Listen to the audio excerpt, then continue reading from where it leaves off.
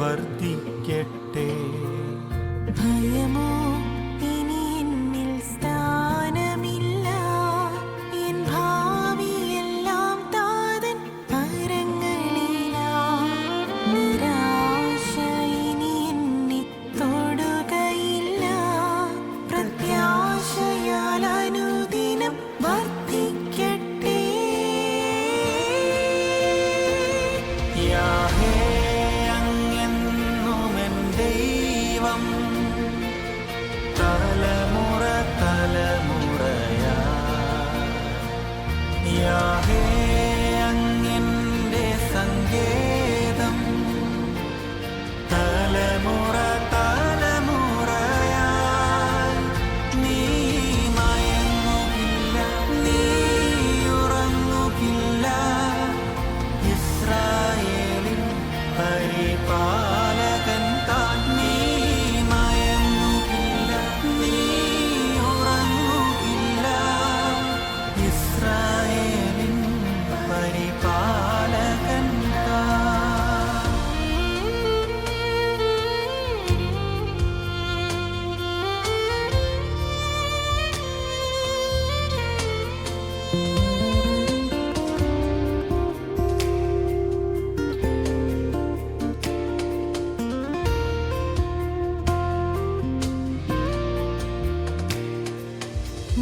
മരണഭയം എല്ലാം മാറിടട്ടെ.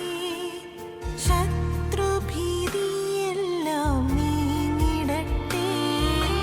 മരണഭയം എല്ലാം മാറിടട്ടെ. ശത്രുഭീതിയെല്ലാം നീങ്ങിടട്ടെ. മരണത്തെ ജയിച്ചവൻ, ശത്രുവെ തകർത്തവൻ, സകലത്തിനും മീതെ ഉന്നതനാം. മരണത്തെ ജയിച്ചവൻ, ശത്രുവെ തകർത്തവൻ, സകലത്തിനും മീതെ ഉന്നതനാ. എന്നുമെൻ ദൈവം,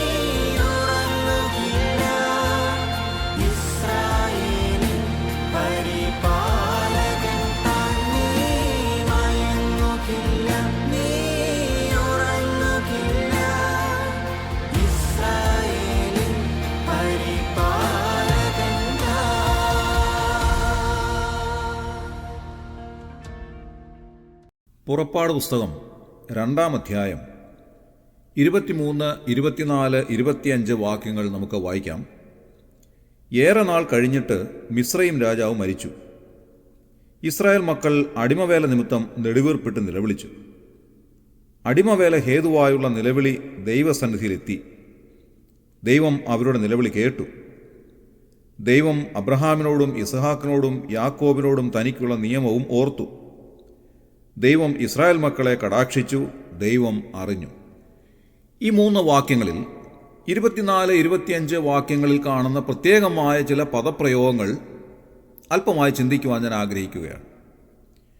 ദൈവം കേട്ടു, ദൈവം ഓർത്തു, ദൈവം അറിഞ്ഞു എന്നിങ്ങനെ 3 വ്യത്യസ്തമായ പദപ്രയോഗങ്ങൾ 24, 25 വാക്യങ്ങളിൽ കാണുവാൻ സാധിക്കും.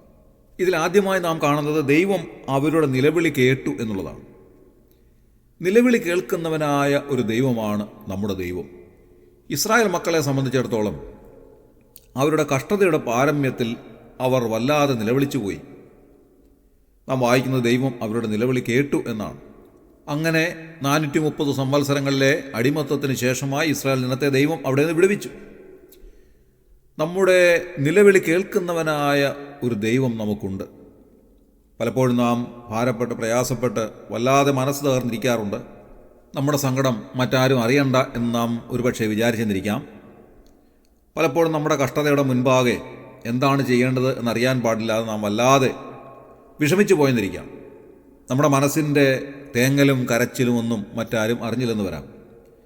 എന്നാൽ ദൈവവചനം നമ്മോട് പറയുന്നത് നിന്റെ കഷ്ടതയും നിന്റെ കണ്ണുനീരും കാണുന്ന ഒരു ദൈവമുണ്ട്. നമ്മുടെ നിലവിളി കേൾക്കുന്ന ഒരു ദൈവമുണ്ട്.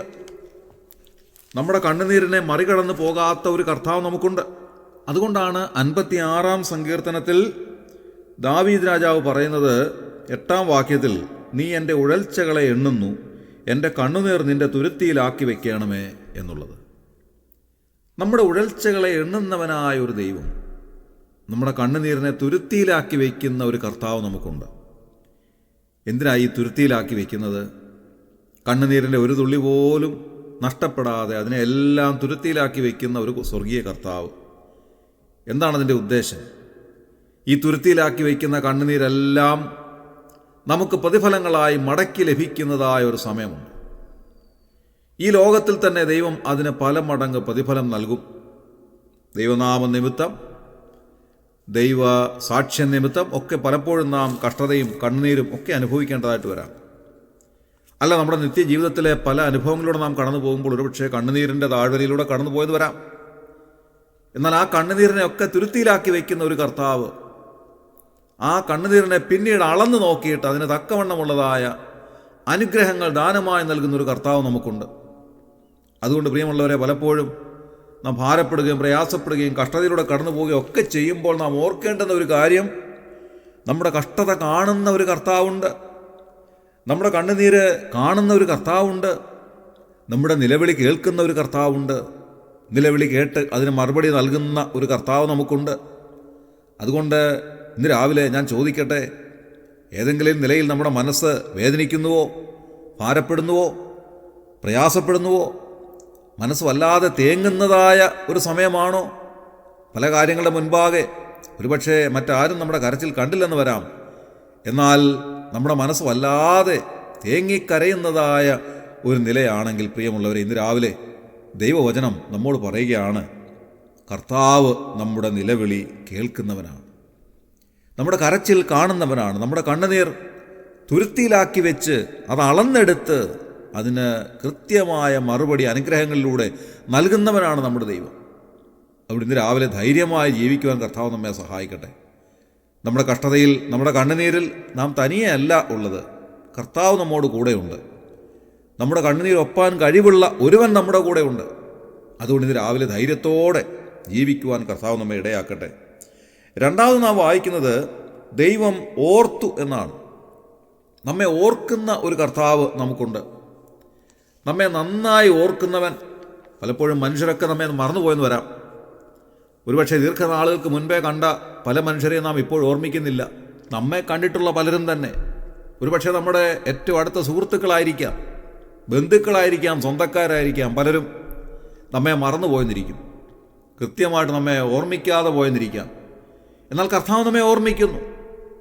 നാം മലാഖി പ്രവചനത്തിൽ വായിക്കുന്നതായ ഒരു വാക്യമുണ്ട്. ഇത്തരണത്തിൽ അത് വളരെയേറെ ശ്രദ്ധേയമാണ്. മലാഖി പ്രവചനം 3-ാം അധ്യായം 16-ാം വാക്യത്തിൽ നാം ഇങ്ങനെയാണ് വായിക്കുന്നത്: യഹോവ ഭക്തന്മാർ അന്ന് തമ്മിൽ തമ്മിൽ സംസാരിച്ചു, യഹോവ ശ്രദ്ധ വെച്ച് കേട്ടു. യഹോവ ഭക്തന്മാർക്കും അവൻ്റെ നാമത്തെ സ്മരിക്കുന്നവർക്കും വേണ്ടി അവൻ്റെ സന്നിധിയിൽ ഒരു സ്മരണ പുസ്തകം എഴുതി വച്ചിരിക്കുന്നു. നോക്കുക, ഇവിടെ പറയുന്നത് ഒരു സ്മരണ പുസ്തകം അവിടുത്തെ സന്നിധിയിലുണ്ട്. സ്മരണ പുസ്തകം എന്ന് പറഞ്ഞാൽ ഓർമ്മയുടെ പുസ്തകം എന്നാണ് അതിൻ്റെ അർത്ഥം. ഓർമ്മയുടെ പുസ്തകം കർത്താവിൻ്റെ സന്നിധിയിലുണ്ട്. അതിലെല്ലാ കാര്യങ്ങളും എഴുതി വച്ചിരിക്കുന്നു എന്നാണ് പറയുന്നത്. എന്തുകൊണ്ടാണ് എഴുതി വയ്ക്കാറുള്ളത്? കർത്താവ് ഏതെങ്കിലും നിലയിൽ മറന്നു പോകുന്നത് കൊണ്ടാണോ? ഒരിക്കലുമല്ല. കർത്താവ് മറക്കുന്നതായ ഒരു കാര്യം മാത്രമേ ഉള്ളൂ. അത് എബ്രായ ലേഖനം 8-ാം അധ്യായം 12-ാം വാക്യത്തിൽ നാം വായിക്കുന്നുണ്ട്: ഞാൻ അവരുടെ അകൃത്യങ്ങളെക്കുറിച്ച് കരുണയുള്ളവനാകും, അവരുടെ പാപങ്ങളെ ഇനി ഓർക്കുകയുമില്ല എന്ന് കർത്താവിൻ്റെ അരുളപ്പാട്. കർത്താവിൻ്റെ സന്നിധിയിലേക്ക് വരുന്ന ഒരുവനെ സംബന്ധിച്ചിടത്തോളം, യേശുക്രിസ്തുവിൽ വിശ്വസിക്കുക നിമിത്തമായി നിത്യജീവൻ പ്രാപിച്ച ഒരുവനെ സംബന്ധിച്ചിടത്തോളം കർത്താവ് പറയുകയാണ്, അവൻ്റെ അകൃത്യങ്ങളെ ഞാൻ ഇനി ഓർക്കയില്ല. അവൻ്റെ അറിവില്ലായ്മയുടെ കാലത്തെ പാവങ്ങളെ കർത്താവ് എന്നേക്കുമായി മറന്നു കളഞ്ഞിരിക്കുന്നു. ഇതാണ് കർത്താവ് മറക്കുന്നത്. മറ്റൊന്നും കർത്താവ് മറക്കുന്നില്ല എന്ന് കാണുവാൻ സാധിക്കും. അതുകൊണ്ട് കർത്താവ് നമ്മെ ഓർത്തിരിക്കുന്നു. എല്ലാവരും മറന്നാലും നമ്മെ മറക്കാത്ത ഒരുവനുണ്ട്. അവിടുന്ന് നമ്മുടെ എല്ലാ കാര്യങ്ങളും അറിയുന്നവനാണ്. ആ കർത്താവ് നമ്മെ സഹായിക്കട്ടെ, അനുഗ്രഹിക്കട്ടെ. 3-ാമതായി നാം വായിക്കുന്നത് ദൈവം അറിഞ്ഞു എന്നാണ്. കർത്താവ് നമ്മെ അറിയുന്നവനാണ്. നമ്മുടെ സകല കാര്യങ്ങളും അറിയുന്നവനായ ദൈവം, നമ്മുടെ സകല നിരൂപണങ്ങളും ദൂരത്തിരുന്ന് ഗ്രഹിക്കുന്നവനായ ദൈവം, നാം ഇരിക്കുന്നതും എഴുന്നേൽക്കുന്നതും അറിയുന്നവനായ ദൈവം, എല്ലാം അറിയുന്ന കർത്താവാണ് നമുക്കുള്ളത്. മോശയോട് കർത്താവ് പറയുന്നതായ ഒരു കാര്യമുണ്ട്. 33-ാം അധ്യായം 17-ാമത്തെ വാക്യത്തിൽ: എനിക്ക് നിന്നോട് കൃപ തോന്നിയിരിക്കുന്നു, ഞാൻ നിന്നെ അടുത്ത് അറിഞ്ഞുമിരിക്കുന്നു എന്ന് അരുളി ചെയ്തു. ഇവിടെ കർത്താവ് മോശയോട് പറയുകയാണ്, ഞാൻ നിന്നെ അടുത്ത് അറിഞ്ഞിരിക്കുന്നു. ഞാൻ നിന്നെ അറിഞ്ഞിരിക്കുന്നു എന്നല്ല പറയുന്നത്, ഞാൻ നിന്നെ അടുത്ത് അറിഞ്ഞിരിക്കുന്നു എന്നാണ്. കർത്താവ് നമ്മെ അടുത്ത് അറിയുന്നവനാണ്. അത്രമാത്രം അടുത്തറിയുന്ന മറ്റാരും ഉണ്ടെന്ന് നമുക്ക് പറയുവാൻ സാധ്യമല്ല. നമ്മെ അടുത്തറിയുന്നവൻ, നമ്മുടെ സകല കാര്യങ്ങളും അടുത്തറിയാവുന്ന, നന്നായി നമ്മെ അറിയുന്ന, നമ്മുടെ സകല ഹൃദയവേദനകളും അറിയുന്ന, നമ്മുടെ ചിന്താഭാരങ്ങൾ അറിയുന്ന, നമ്മുടെ ആവശ്യങ്ങൾ അറിയുന്ന, നമ്മുടെ സന്തോഷം അറിയുന്ന, നമ്മുടെ സങ്കടം അറിയുന്ന, എല്ലാ കാര്യങ്ങളും അറിയുന്ന കർത്താവാണ് നമുക്കുള്ളത്. ഗലാത്യയിലുള്ള വിശ്വാസികളോട് അപ്പോസ്തലനായ പൗലോസ് പറയുന്നതായ ഒരു കാര്യം ഇങ്ങനെയാണ്. ഗലാത്യർ 4-ാം അധ്യായം 9-ാം വാക്യത്തിൽ: ഇപ്പോഴോ ദൈവത്തെ അറിഞ്ഞു, വിശേഷാൽ ദൈവം നിങ്ങളെ അറിഞ്ഞുമിരിക്കെ എന്നെഴുതിയിരിക്കുന്നു. നാം ദൈവത്തെ അറിയുന്നതിനേക്കാൾ ഉപരിയായി ദൈവം നമ്മെ അറിയുന്നു എന്നുള്ളതാണ് ഏറ്റവും പ്രധാനമായ കാര്യം. കർത്താവ് നമ്മെ അറിയുന്നു. ഒരുപക്ഷെ നമ്മെ അറിയുന്ന ആളുകളൊക്കെ ചുരുക്കമായിരിക്കാം.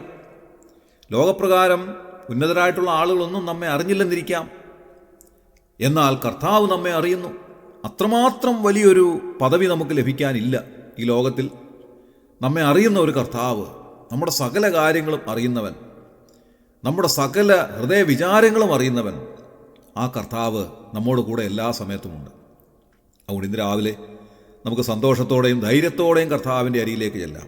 ഇന്ന് രാവിലെ നാം ചിന്തിച്ചതായ 3 കാര്യങ്ങൾ ഒന്നുകൂടെ സൂചിപ്പിച്ച് ഈ ധ്യാനചിന്തകൾ അവസാനിപ്പിക്കാം എന്ന് ഞാൻ വിചാരിക്കുകയാണ്. ദൈവം നിലവിളി കേട്ടു, ദൈവം ഓർത്തു, ദൈവം അറിഞ്ഞു. നമുക്ക് ആ കർത്താവിൻ്റെ അരികിലേക്ക് ചെല്ലാം. ഇന്നത്തെ ദിവസം ധൈര്യത്തോടെ ജീവിപ്പാൻ ആവശ്യമായ എല്ലാ ദൈവകൃപയും കർത്താവ് ധാരാളമായി നൽകി നമ്മെ സഹായിക്കട്ടെ. നമ്മുടെ കണ്ണുകളെ അടയ്ക്കാം, പ്രാർത്ഥിക്കാം. ക്രിസ്തുവേശുവിലൂടെ ഞങ്ങളെ അതിവാത്സല്യമായി സ്നേഹിക്കുന്ന സ്വർഗീയ പിതാവാ നല്ല ദൈവമേ, ഈ പ്രഭാതത്തിനായി ഞങ്ങൾ നന്ദിയോടെ സ്തോത്രം ചെയ്യുന്നു. ഞങ്ങളുടെ നിലവിളി കേൾക്കുന്ന ഒരു ദൈവം ഞങ്ങൾക്കുള്ളതിനായി ഞങ്ങൾ നന്ദിയോടെ സ്തുതിക്കുന്നു.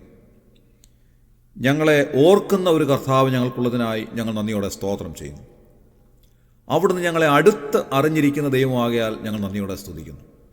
കർത്താവെ, പലപ്പോഴും മനുഷ്യരാരും ഞങ്ങളുടെ നിലവിളി കേൾക്കുവാനോ ഞങ്ങളെ ഓർക്കുവാനോ ഞങ്ങളെ അറിയുവാനോ സാധിക്കാതെ ഇരിക്കുമ്പോൾ അവിടുന്ന് ഞങ്ങളെ കരുതുകയും ഞങ്ങളെ അറിയുകയും ഞങ്ങളെ ഓർക്കുകയും ഞങ്ങളെ കണ്ണുനീരൊപ്പുകയും ഞങ്ങളെ അടുത്തറിഞ്ഞ് ഞങ്ങളെ സഹായിക്കുകയും ഒക്കെ ചെയ്യുന്ന അവിടുത്തെ സഹായത്തിൻ്റെ അനുഗ്രഹത്തിൻ്റെ കരങ്ങൾക്കായി ഞങ്ങൾ നന്ദിയോടെ സ്തോത്രം ചെയ്യും. ഇന്നത്തെ ദിവസം കർത്താവെ അവിടുത്തെ സഹായം അനുഭവിപ്പാൻ ഞങ്ങളെ ഇടയാക്കണമെന്ന് പ്രാർത്ഥിക്കുന്നു. അവിടുത്തെ സ്വർഗീയമായ കരത്തിൻ്റെ തലോടൽ അനുഭവിക്കുന്ന ദിവസമാക്കി ഇന്നത്തെ ദിവസം മാറ്റണമേ. അവിടുത്തെ മുൻപാകെ സന്തോഷത്തോടെ ജീവിപ്പാൻ ഞങ്ങളെ അനുവദിക്കണമേ കർത്താവെ. സുരക്ഷിതരായി ജീവിപ്പാൻ ഞങ്ങളെ അനുവദിക്കണമേ. ഈ ശുശ്രൂഷയെ സംബന്ധിച്ച് എല്ലാവരെയും അവിടെ അനുഗ്രഹിച്ചതിനായി ഞങ്ങൾ നന്ദിയോടെ സ്തോത്രം ചെയ്യും. ഞങ്ങളുടെ പ്രാർത്ഥന കേട്ടതിനായി സ്തോത്രം. ഞങ്ങളുടെ കർത്താവ് രക്ഷിതാവുമായ യേശുക്രിസ്തുവിന്റെ വിലയേറിയ നാമത്തിൽ താഴ്മയും വിനയമായി ബോധിപ്പിക്കുന്നു. കൃപയുണ്ടായി കേൾക്കുമാറാകണമേ സ്വർഗീയ നല്ല പിതാവേ.